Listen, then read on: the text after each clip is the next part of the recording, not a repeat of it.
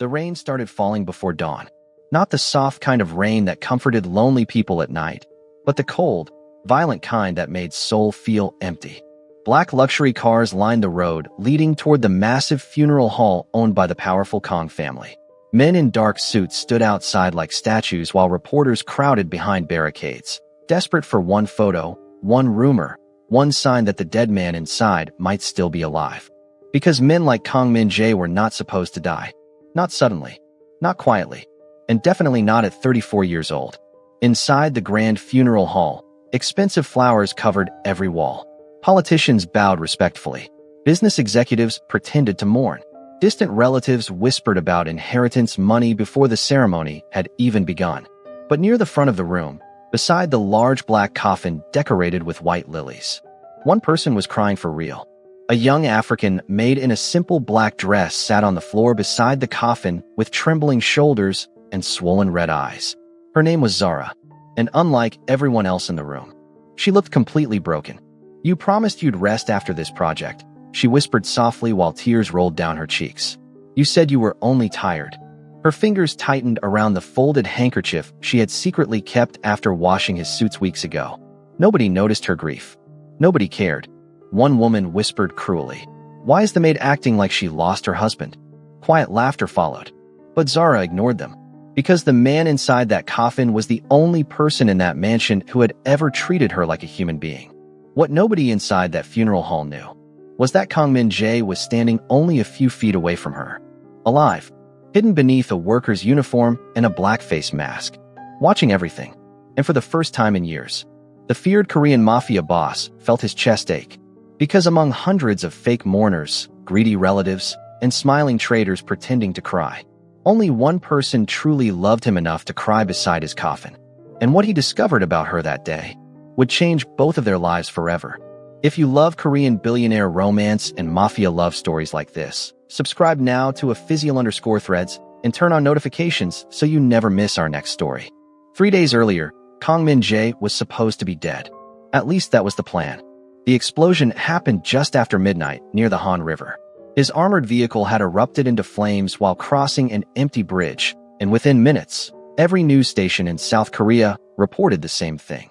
Kong Min-jae, the ruthless CEO of the Daehan Group and rumored underground mafia leader, had died in a tragic attack. But the explosion had been staged. Because Min-jae already knew someone close to him wanted him gone. For months, strange things had been happening inside his empire. Financial reports disappearing. Trusted men suddenly changing behavior. Secret meetings ending the moment he entered rooms. And worst of all, someone had leaked one of his shipment routes to a rival organization. 3 of his men died that night. Min-jae never forgot betrayal, especially betrayal from inside. So he created the perfect trap. Fake his death, disappear, and watch carefully to see who celebrated first. Only 4 people knew the truth. His loyal doctor, his childhood bodyguard, an old family attorney, and Min-jae himself. Everything else was real. The burnt car, the mourning, the chaos, the inheritance war beginning behind closed doors. He planned to observe quietly for 1 week before exposing the traitor. Simple, cold, strategic. At least, that was the original plan. Until he saw Zara crying beside his coffin. Because before that moment, Kong Min-jae barely remembered her name. He had seen her many times inside the mansion, always carrying laundry, cleaning silently, avoiding eye contact. The other servants treated her terribly because she was foreign and quiet. They blamed her whenever things went missing. They mocked her accent. They gave her the hardest work in the mansion. And every single time Min-jae walked past her, she bowed respectfully without expecting kindness in return. That was all. Or at least, that was what he thought. But what he didn't know was, Zara had noticed everything about him long before his funeral. She noticed how he never ate dinner before midnight, how he stared silently at the city during thunderstorms, how he drank coffee even when his hands trembled from exhaustion, how loneliness followed him through hallways bigger than most people's homes. She noticed the pain hidden behind his cold eyes, and slowly, without permission, without reason, she began caring about a man she was never supposed to even speak to. Meanwhile, danger was already approaching. At the funeral hall entrance, Min-jae quietly lowered his head while pushing a cleaning cart through the hallway. Nobody paid attention to workers. That was exactly why he chose the disguise. His sharp eyes moved carefully across the room. His uncle looked nervous. His younger cousin looked excited. Several executives were already discussing company shares. Pathetic. Min-jae almost felt disappointed by how quickly people exposed themselves after his death. But then, his attention returned to Zara. She had not moved from beside the coffin for nearly an hour. And there was something painfully sincere about the way she cried. Not dramatic. Not loud. Just heartbreak. Real heartbreak. Min-jae frowned slightly beneath his mask. Why? Why would a maid cry like that for him? He tried remembering their conversations. There were barely any. Maybe 2 or 3 short exchanges. One morning, she quietly offered him an umbrella during heavy rain. Another time, she reminded him to take medicine after overhearing his doctor. That was all. So why did she look like she had lost the only person who ever mattered to her? Before he could think further, loud voices interrupted the ceremony. We should discuss the chairman's assets immediately. Min-jae recognized the voice instantly. Kong Sung-ho, his cousin, a man who smiled too much and respected nobody. Several relatives began arguing quietly near the back room while pretending to stay dignified for reporters. And then Min-jae noticed something disturbing. Sung-ho was not grieving at all. In fact, he looked relieved. Min-jae's eyes darkened. Interesting. But what happens next changes everything. As Zara slowly stood from beside the coffin, one of the senior housekeepers blocked her path. You've embarrassed this family enough, the woman snapped quietly. Go back to the servants' quarters. Zara lowered her eyes immediately. I just wanted to say goodbye. You're a maid, the woman whispered harshly. Know your place. Several nearby guests smirked. Min-jae's jaw tightened. For some reason, hearing those words irritated him far more than the inheritance arguments. Zara bowed softly and turned away. But as she walked toward the hallway, a folded paper slipped from her sleeve onto the floor. She didn't notice. Min-jae did. Carefully, after everyone moved away, he picked it up. It was a handwritten note. The paper trembled slightly in his hand as he opened it. And for the first time in many years, Kong Min-jae forgot how to breathe. Because the note was addressed to him. Dear Mr. Kong, I know you probably never noticed me properly, and maybe that is for the best. But I still wanted to thank you. Thank you for paying for my mother's surgery last winter without telling anyone it was you. Thank you for pretending not to notice when I cried in the garden that night. Thank you for always leaving extra food untouched whenever you realized I skipped meals. People think cold people have no hearts. But I think people like you are simply tired of being hurt. I hope one day you rest properly, even if nobody else sees how hard you try. Zara. Min-jae stared silently at the paper. Confusion slowly mixed with guilt. He remembered the surgery now. One of the staff files mentioned a maid desperately requesting an advance payment for a family emergency overseas. The accounting department rejected it automatically. Min-jae approved it absent-mindedly during a late-night review meeting. He never even checked her face afterward. And the food. He had noticed several servants skipping meals because senior staff controlled kitchen portions cruelly. Leaving food behind had simply been easier than confronting everyone directly. But Zara thought he did it for her. Something strange twisted painfully inside his chest. Meanwhile, Sung-ho quietly watched Zara from across the room. And his expression suddenly changed after noticing the missing paper in her hand. Panic. Just for a second. But Min-jae noticed. Then Sung-ho quickly walked toward another executive and whispered something urgently. Min-jae's instincts sharpened immediately. The note. Something about that note mattered. And Zara didn't even realize it yet. Outside the funeral hall, rain continued pouring across Seoul as the ceremony finally ended. Guests slowly left. Reporters disappeared. The flowers began wilting under the cold weather. But Min-jae remained hidden nearby, watching Zara carefully. She exited through the servants' entrance carrying trash bags alone while the other workers ignored her. Even now, after crying all day, she was still working. Why? Why did that bother him so much? He followed quietly from a distance as she walked toward the mansion staff quarters several streets away. The Daehan mansion stood high above the city like a fortress, beautiful from outside, lonely from inside. Zara entered through the back gate carrying cleaning supplies while several servants whispered as she passed. She cried like his widow. So shameless. I heard she was obsessed with him. Zara pretended not to hear any of it. But Min-jae noticed how tightly she gripped the supplies in her hands afterward. She was hurt. And somehow he hated seeing that. What she didn't know was, someone else had already begun watching her too. Late that night, inside a hidden office beneath an abandoned hotel, Min-jae sat silently across from his most trusted bodyguard, Lee Hyun-woo. The cousin, Hyun-woo asked carefully. Maybe, Min-jae answered quietly. But something's missing. Hyun-woo nodded slowly. We also found suspicious calls from the mansion landline. To who? Unknown burner numbers. Min-jae leaned back silently. His mind should have focused entirely on the betrayal investigation. But instead, he kept thinking about Zara's tears. Annoying, distracting, dangerous. Feelings made people weak. He learned that lesson young. After his father's violent death years earlier, Min-jae buried every emotional part of himself to survive inside the brutal underworld of power, money, and betrayal. Trust nobody. Need nobody. Love nobody. Those rules kept him alive. So why was one quiet maid suddenly breaking through walls he built for years? Meanwhile, inside the servants' quarters, Zara sat alone beside a tiny window staring at the rain. The mansion felt colder without him, and she hated herself for feeling that way, because she knew her feelings were foolish. Impossible. A man like Kong Min-jae belonged to another world entirely. Powerful people didn't notice women like her. Still, her chest hurt unbearably.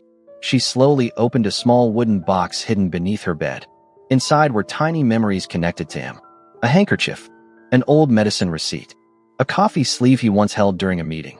Small meaningless things to everyone else. Treasures to her. But suddenly, her eyes widened. The handwritten note. It was gone. Panic flooded her instantly. No. She searched everywhere desperately. Her bag. Her uniform pockets. The hallway. Nothing. And what she didn't know was, that missing note was about to place her directly in the middle of a deadly betrayal hidden inside the Kong Empire. The next morning, Zara woke early before sunrise to prepare breakfast for the remaining family members staying at the mansion. The atmosphere inside Daehan Mansion had changed completely after Min-jae's death. Everyone became greedier, crueler, louder. Relatives wandered through private offices searching for documents while executives argued openly in hallways. Even the servants looked nervous. Because when powerful men die, everyone beneath them suffers first. Zara quietly carried tea trays through the dining room while avoiding eye contact. But before she could leave, Sung-ho suddenly stopped her. Wait. His voice sounded casual. Too casual. Zara froze immediately. Yes, sir. Sung-ho smiled politely, but his eyes remained cold. You were very emotional at the funeral yesterday. Several people nearby looked toward them instantly. Zara lowered her gaze. I'm sorry if I behaved improperly. Improperly? Sung-ho laughed softly. No, I'm simply curious. He stepped closer. Why exactly were you crying so much for my cousin? The room became silent. Zara's fingers tightened around the tray. I respected him. Only respected? Sung-ho asked carefully. Something about his tone made her uncomfortable. I appreciated his kindness. Sung-ho watched her closely for several seconds. Then he smiled again. You work near his office often, right? Yes, sir. Did you ever see unusual documents? Meetings? Conversations? Zara blinked in confusion. No. You're sure? Yes. For a brief moment, irritation flashed across his face. Then he stepped away casually. You may go. But as Zara turned toward the kitchen, she overheard him whisper something quietly to another executive. Keep watching her. Fear crawled slowly into her chest. Meanwhile, hidden inside a surveillance van parked across the mansion gates, Min-jae heard every word through a listening device. His expression darkened immediately. So Sung-ho was definitely nervous about Zara. But why? Min-jae replayed the conversation carefully inside his mind. Then suddenly, he remembered something important. 3 weeks before the explosion, he had held a secret late-night meeting inside his private office regarding missing company funds. Zara had been cleaning nearby that night. At the time, he ignored her completely. But maybe she accidentally overheard something. And if Sung-ho believed that too, then Zara was already in danger. This decision would soon change everything. That evening, heavy rain returned again as Zara walked alone toward a nearby convenience store after work. The streets looked nearly empty. Cold wind pushed against her coat while neon lights reflected across wet pavement. She tried calming herself. Maybe she was overthinking things. Maybe Sung-ho was simply suspicious by nature. But deep down, something felt wrong. Then suddenly, a black car slowed beside her. Zara immediately stepped back nervously. The tinted window lowered slightly. Get in. Her heart nearly stopped. Because even beneath the baseball cap and face mask, she recognized those eyes instantly. Kong Min-jae. Alive. Zara stumbled backward in shock. No. Her lips trembled violently. No, you. Min-jae quickly opened the back door. Get inside before someone sees you. Her mind stopped working. Dead people were not supposed to speak. Dead people were not supposed to look at you like this. But something in his voice felt urgent enough to overpower her fear. Slowly, she entered the car. The moment the door closed, silence filled the vehicle. Zara stared at him with wide, tearful eyes while trying to breathe normally. You're alive. Min-jae removed his mask carefully. Yes. Tears immediately filled her eyes again. For several seconds, she simply stared at him like someone witnessing a miracle. Then suddenly, she hit his shoulder weakly. You're cruel. Min-jae froze. I thought you died. Another tear rolled down her cheek. I cried for days. Min-jae said nothing. Because nobody had ever reacted to his survival like this before. No relief about money. No questions about power. No selfishness. Just pure emotion. And somehow, that affected him more than it should have. I'm sorry, he said quietly. Zara looked shocked again. Men like Kong Min-jae probably never apologized to anyone. But what she didn't know was, Min-jae himself barely recognized the man sitting beside her anymore. Because for the first time in years, he was beginning to care about someone more than revenge. And that would soon become the most dangerous thing of all. Inside the dark car, neither of them spoke for several seconds. Rain continued hitting the windows softly, while Seoul's lights blurred around them like distant memories. Zara still could not fully believe what she was seeing. Kong Min-jae was alive. The same man whose funeral she attended. The same man she cried for beside a coffin. The same man whose death shattered something inside her heart. Alive, breathing, looking directly at her. And somehow, even more exhausted than before. You really scared me, she whispered weakly. Min-jae lowered his eyes briefly. I know. No long explanation followed. No dramatic speech. Just those two simple words. And strangely enough, that honesty affected her more than excuses would have. Meanwhile, Min-jae was struggling with something unfamiliar himself. Peace. For weeks, his mind had been consumed by betrayal, hidden enemies, financial sabotage, and power games inside the Daehan Empire. But sitting beside Zara inside that quiet car, everything suddenly felt still. Dangerous men feared him. Politicians obeyed him. Executives bowed before him. Yet none of those things had ever made him feel human the way one crying maid just did. But what happens next changes everything. The car slowly pulled into an underground parking garage beneath an old apartment building far from the mansion. Min-jae stepped out first before motioning quietly for Zara to follow him. She hesitated slightly. Not because she feared him, but because nothing made sense anymore. You can trust me, he said softly without looking back. Those words should not have felt comforting coming from a man feared across Seoul. Yet somehow they did. The apartment upstairs was simple and quiet. No luxury decorations. No bodyguards. No massive windows overlooking the city.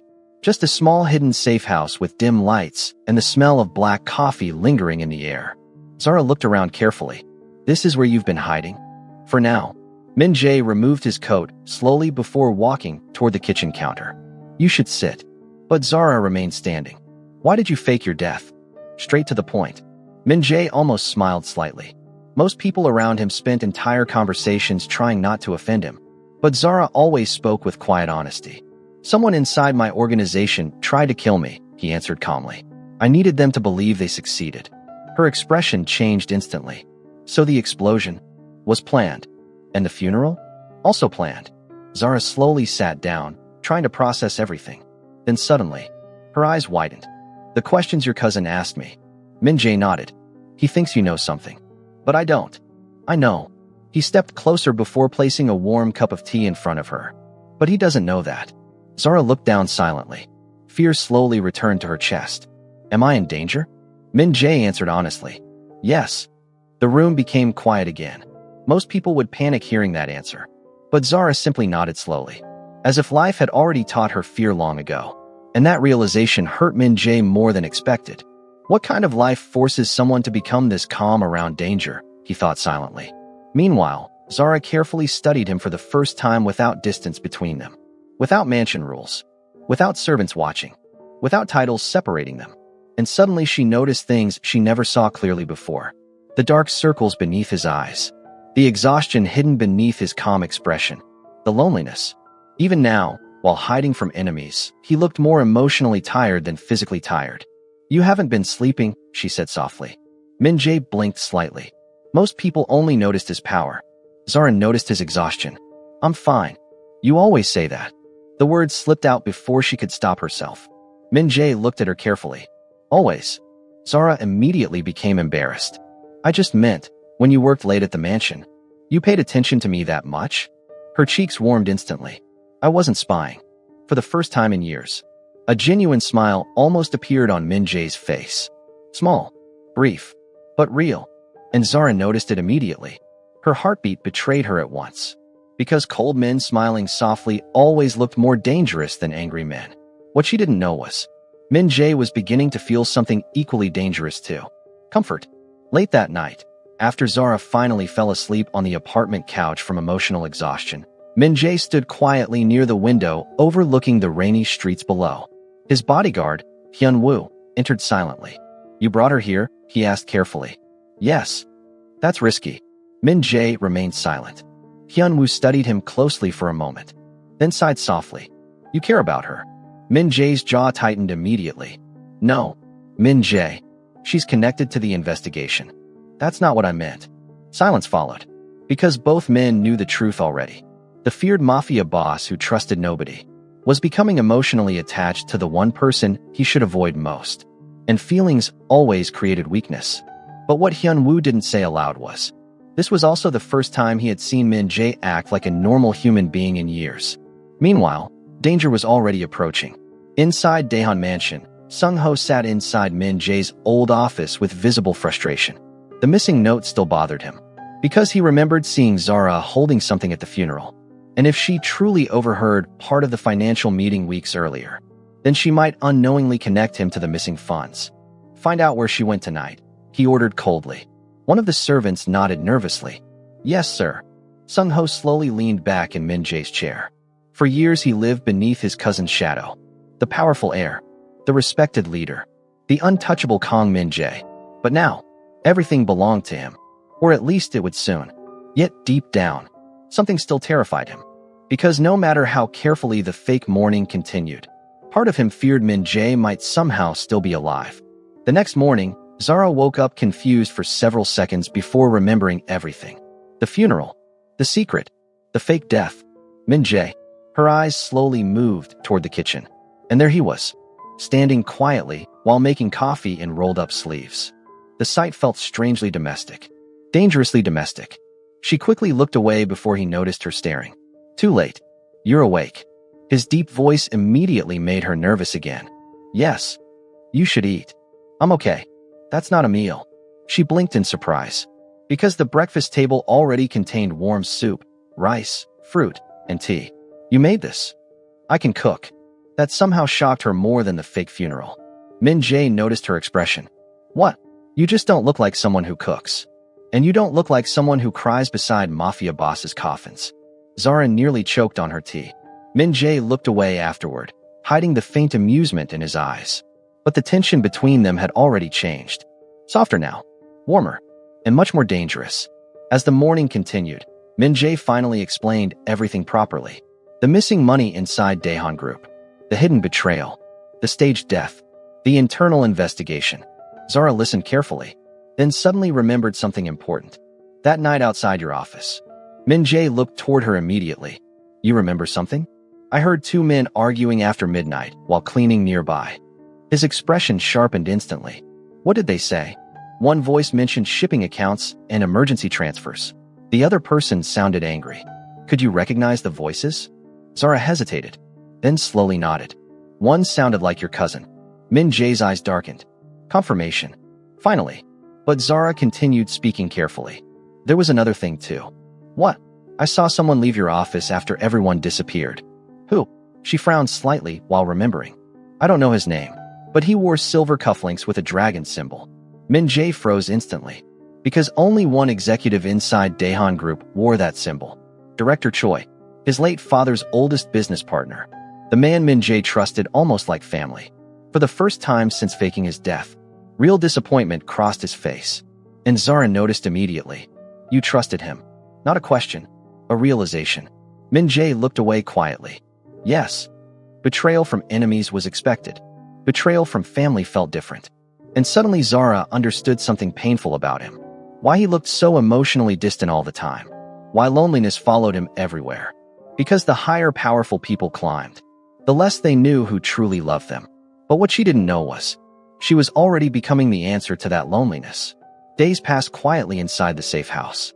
And slowly, something beautiful began forming between them. Not dramatic, not rushed, just small moments. Human moments. Zara organizing his medicine without asking. Min-jae waiting for her to finish eating before leaving the table. Late-night conversations beside rainy windows. Silent comfort. Soft laughter appearing unexpectedly. And for the first time in many years, Min-jae began looking forward to mornings. One evening, while Zara folded laundry near the couch, the apartment lights suddenly went out during a thunderstorm. The room became dark instantly. Zara froze. Min-jae noticed immediately. "You're afraid of thunder?" "A little." Another loud crack echoed outside. Without thinking, she moved slightly closer to him, then immediately looked embarrassed afterward. "I'm sorry." But Min-jae simply stood quietly beside her. Close enough to comfort her, not close enough to scare her. And somehow, that restraint touched her deeply. "You really aren't the man people think you are," she whispered softly. Min-jae looked toward the storm outside. "Maybe they're right." "No." Her voice remained gentle. "Bad people don't notice when others are hurting." Those words hit him harder than bullets ever could. Because nobody had ever tried understanding him before. Not truly. Suddenly the lights returned. But neither of them moved away immediately. And in that quiet moment, everything between them changed. Meanwhile, back inside Daehan Mansion, Sung-ho's paranoia worsened daily. Because Zara had disappeared completely, and nobody could locate her. "She knows something," he muttered angrily. Director Choi remained calmer. "Then we monitor quietly." "No," Sung-ho snapped. "If Min-jae left evidence with her, he's dead." But even Choi sounded uncertain saying it now.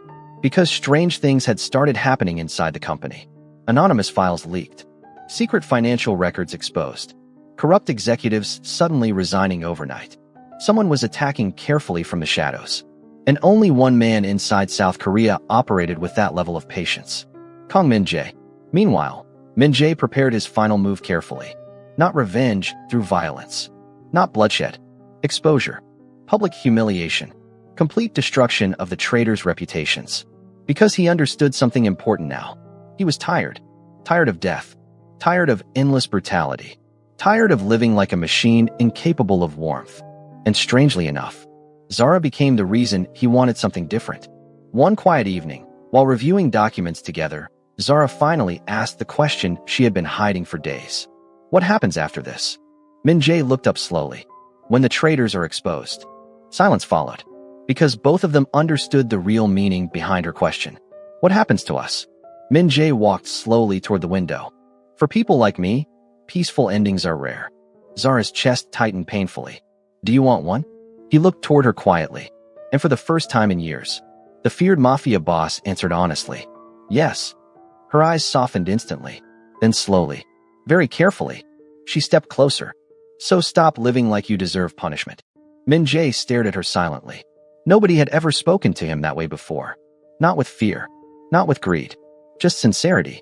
Then softly, almost cautiously, he touched her hand. Zara's breath caught instantly. The world outside disappeared completely. No power. No mansion. No betrayal. Just two lonely people finding warmth inside each other's broken worlds. And then, Min-jae kissed her. Gentle. Careful. Like a man terrified she might disappear. Zara closed her eyes immediately as tears threatened to return again. Because deep down, she had loved him quietly long before that moment. And now the impossible was finally happening.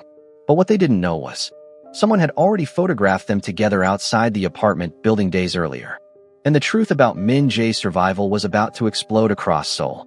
The next morning, headlines spread through private media channels like wildfire. Kong Min-jae may still be alive. Hidden photos. Blurry surveillance images. Anonymous leaks. The entire city erupted with rumors instantly. Inside the apartment, Hyun-woo looked furious. "We've been exposed." Min-jae remained calm. Expected. But they know about Zara now too. The atmosphere changed immediately. Because until now, Zara had only been emotionally connected to the danger. Now she was directly tied to it publicly. Min-jae's expression darkened. And for the first time, fear appeared in his eyes. Not fear for himself. Fear for her. That realization alone shocked him deeply. Meanwhile, online comments exploded viciously. Who is the woman beside him? A maid. She manipulated him for money. Gold digger. Cruel words spread everywhere. Zara quietly stared at the phone screen while trying not to react. But Min-jae saw the pain in her eyes immediately. Without hesitation, he took the phone away. Don't read that garbage. But maybe they're right. His expression hardened instantly. No. The single word carried enough certainty to silence every insecurity inside her. Then he stepped closer. You were beside my coffin when everyone else cared about inheritance money. His voice softened slightly. You are the only honest thing I found after my death. Zara's eyes filled instantly. And in that moment, Min-jae finally understood something terrifying. He loved her. Completely. Meanwhile, the final confrontation approached. Not with guns. Not with violence. But with truth. 2 nights later, Daehan Group held an emergency executive meeting after growing public chaos surrounding Min-jae's possible survival. Every major shareholder attended. Executives whispered nervously. Reporters crowded outside. And Sung-ho sat confidently at the head of the table pretending calmness. Until the conference doors opened. Silence swallowed the room instantly. Because Kong Min-jae walked inside alive. Several executives nearly stood up in shock. One woman screamed softly. Sung-ho's face lost all color. And Director Choi looked like he had seen a ghost. Min-jae walked slowly toward the center of the room with terrifying calmness. You all seem surprised, he said quietly. Nobody answered. Because dead men were not supposed to return. Min-jae placed several documents onto the table. Bank transfers. Hidden accounts. Illegal diversions. Everything connected directly to Sung-ho and Director Choi. I trusted both of you, he said calmly. Sung-ho immediately stood up. You can't prove. I already did. His voice remained cold. Controlled. Final. Then Min-jae revealed the hidden recordings, financial evidence, and witness testimony gathered during his fake death. The room erupted instantly. Executives shouted. Lawyers panicked. Security moved quickly. And within minutes, the 2 men who betrayed him lost everything publicly. Not through bloodshed, but humiliation, exposure, truth. And somehow, that ending felt more satisfying than revenge ever could. Later that night, after the chaos finally settled, Min-jae stood alone outside the building beneath soft falling rain. For the first time in years, the weight on his shoulders felt lighter. Then footsteps approached quietly behind him. Zara. She held an umbrella above both of them silently. You should rest now, she whispered. Min-jae looked at her carefully, then suddenly asked the question hiding inside him for weeks. What if I don't want to do this anymore? This. The violence. The power games. The endless paranoia. Zara smiled softly. Then don't. It's not that simple. Maybe not, she admitted gently. But people change every day. She stepped closer. You changed too. Min-jae stared at her silently. Because she was right. The man standing there now was no longer the same cold person who attended his own funeral weeks earlier. Love had changed him quietly. Softly. Completely. Several months later, Daehan Group looked entirely different. Corrupt executives disappeared. Internal systems changed. And for the first time, employees no longer feared entering the building. As for Min-jae, he slowly stepped away from the darker side of his empire. Not instantly. Not perfectly. But genuinely. And every difficult step became easier because Zara remained beside him through all of it. Not as a servant. Not as someone beneath him. But as the woman he loved openly. One quiet evening, while walking beside the Han River where his fake death once began, Min-jae suddenly stopped walking. Zara looked confused. What's wrong? Instead of answering, he slowly knelt down. Her eyes widened instantly. In his hand sat a small ring shining beneath city lights. I spent years believing love was weakness, he admitted quietly. His eyes softened. But then a girl cried beside my coffin when everyone else wanted my money. Zara immediately covered her mouth as tears filled her eyes. And somehow, that girl brought me back to life. Her tears finally fell freely again. Not from grief this time, but happiness. Pure happiness. Zara. His voice trembled slightly for the first time. Will you stay with me? She laughed softly through tears before nodding immediately. Yes. And as Seoul's lights reflected beautifully across the river beside them, the man who once attended his own funeral finally understood something important. Sometimes people survive death physically, but love is what truly brings them back to life. This story teaches that real love is not built on status, wealth, or power. While greedy relatives and fake allies surrounded Kong Min-jae during his death, the only genuine loyalty came from someone society considered insignificant. Zara's sincerity healed years of emotional isolation inside a man feared by everyone around him. The story also shows that betrayal can harden people, but kindness and honest love still have the power to change even the coldest hearts. In the end, Min-jae did not find peace through revenge or violence, but through trust, healing, and choosing a different life beside someone who truly saw him as human. If you made it this far, let us know where you're watching from and comment your favorite moment below, like this video, and subscribe to _Threads for more emotional Mafia love stories.